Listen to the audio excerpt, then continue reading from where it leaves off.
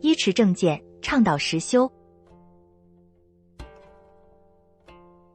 智空禅师开示：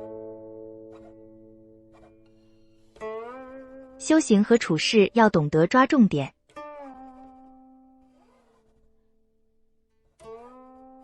作为一个修行人，对所有的人和事，我们不可能事无巨细，面面俱到。做事做人一定要分清主次，把心理节奏放得舒缓一点，不要什么事情都太计较，不要太紧张。除了修行，其他事情过得去就可，不要太在意。关于怎么安住在空性上这个问题，书上不都详细的讲明了吗？为什么还总是有人问怎么安住呢？就是你们不认真对待我曾经讲过的法。当然也曾有徒弟看了网上我讲给你们的有关空性的东西以后，非常开心。他说：师父，你已经把最伟大的空性之见讲给我了，有了这个诀窍我就够了，其他都是枉然。可是也有些徒弟总是把鸡毛蒜皮的小事一大筐拿来问师父，这个怎么办？那个怎么办？可能是为了问而来问的，明显看出你们对讲过的法不用心。就是一，没有认真看；二，没有分清主次。老实讲一句话，就我这么多年以来在网上讲过的内容，加上书上的内容，指导你们的修行就足够了。答案都在里面，是你们不用心。还有一些徒弟把我讲的法没有仔细看，就搁置一边，好像师父已经给我了，慢慢以后再说，然后只是拿给别人看，还四处流窜，四处乱看，还要拿一些似是而非并不重要的纠缠不清的问题来问师父。对待法的问题，作为一个师父，我能把法教给你，能把修行的诀窍教给你，不容易啊。你可能说其他出家人都在讲真实的法，释迦牟尼佛也讲真实的法。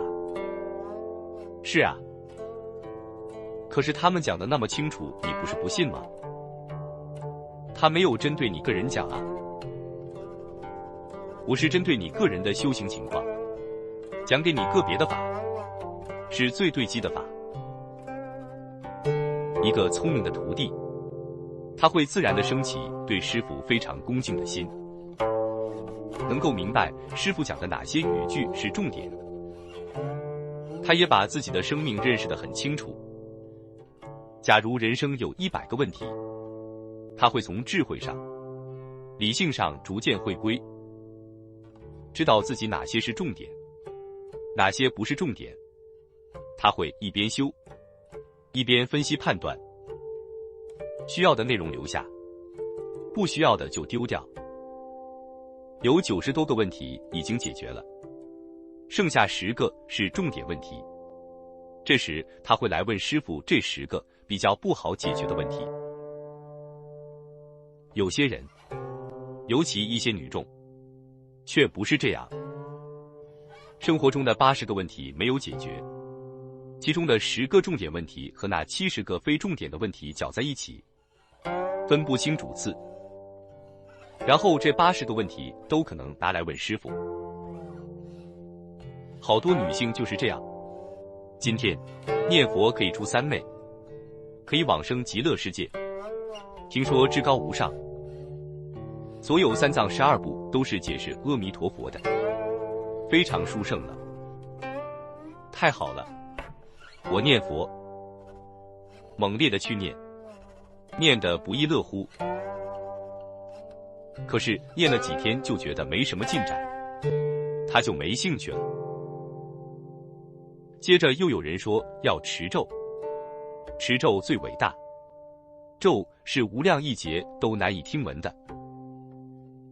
还有上师加持，有神通妙用，可以现世成就以及现世得利益。这么好，就去持咒。过一段时间就淡而无味，觉得坐在这里持咒好没意思。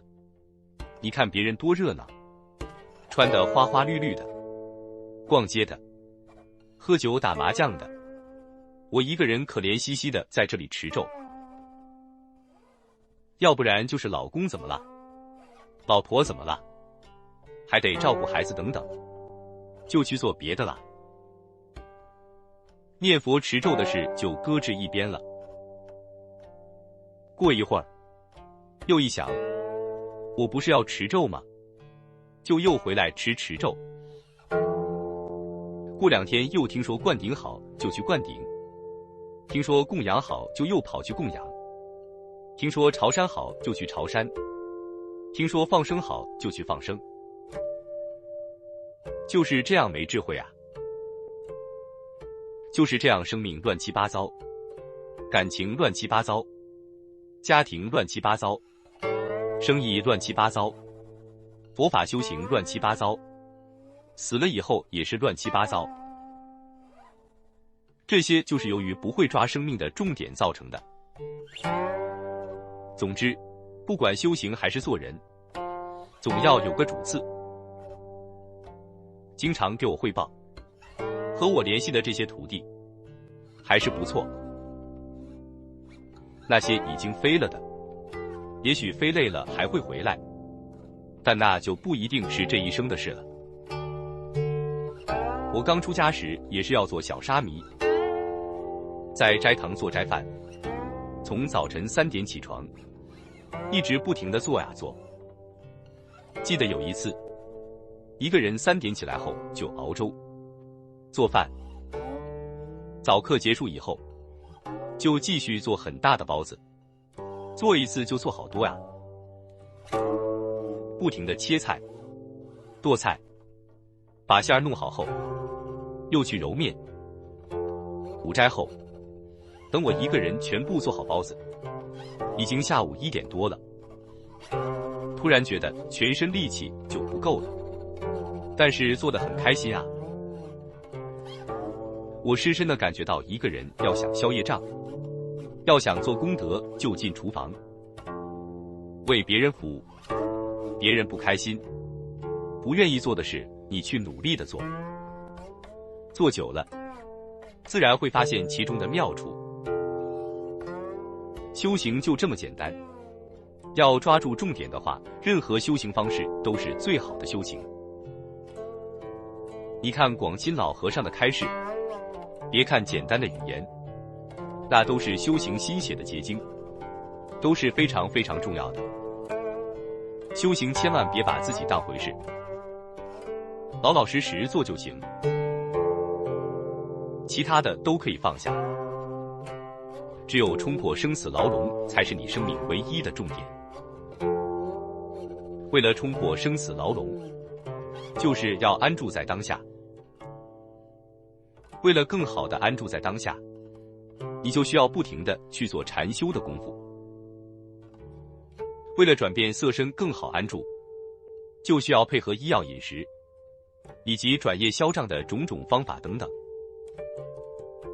你们想过你们生命的重点和修行的诀窍是什么吗？这些一定要搞清楚啊！